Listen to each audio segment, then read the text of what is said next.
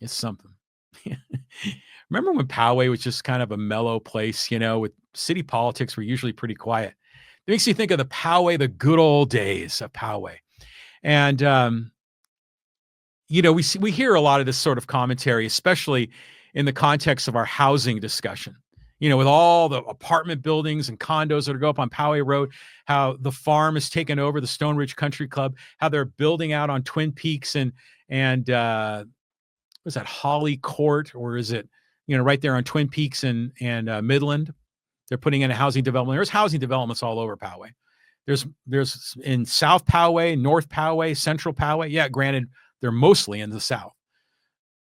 But a lot of times people say, "Oh man, I remember Poway when I grew up here. I went to school here, and my parents grew up here." And you get these, "Oh, it's the city and the country." We long for those good old days. And I found this photo here on the screen from former city council member Bob Emery. Rest in peace. He still has a website with a lot of old Poway photographs, which is kind of neat. And this was from 1973. And you look at that and you see an old Poway Road with a lot of a scatter, sort of haphazard businesses set up along the road, 2 lanes in each direction. And it doesn't look a whole lot different than Poway Road looked probably, I don't know, maybe 15 years ago. The first big transition of Poway Road, I think, is when they built the Walmart, and then eventually the Lowe's that went into Poway, and that reconfigured, a lot of the auto dealers. But then, of course, in the last, 8 years or so, we're seeing all the development on Poway Road, the Poway Commons project.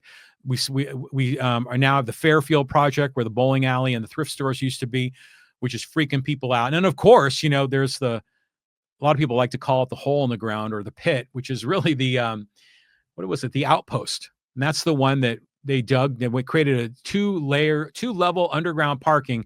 They hit water because the water table is there because there's a creek there. And then the company eventually went bankrupt, but apparently it's another company's taken over. And I've seen some movement there in terms of construction. So hopefully that'll get fixed. But prior to all that, this picture of Poway Road in 1973 didn't look a whole lot different than Poway Road, let's say in 2005 or in 1995 or in 1985.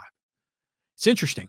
So people always long for the good old days, but I sort of long for the political good old days of Poway, because it used to always be that Poway was, generally speaking, a very well-run city, and it still is to a great degree. And if you don't believe that, compare the road surfaces in Poway Road, and the minute you cross over into Rancho Bernardo, it's like you're going off-road with potholes and gravel and rocks everywhere.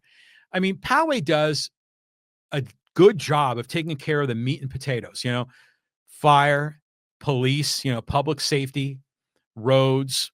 They're working on the water system. Now, granted, they had that big water fiasco a few years ago with the rope and everything else, but they're fixing it. You want the city to be focused on public safety, on roads, and, maybe parks and that sort of thing.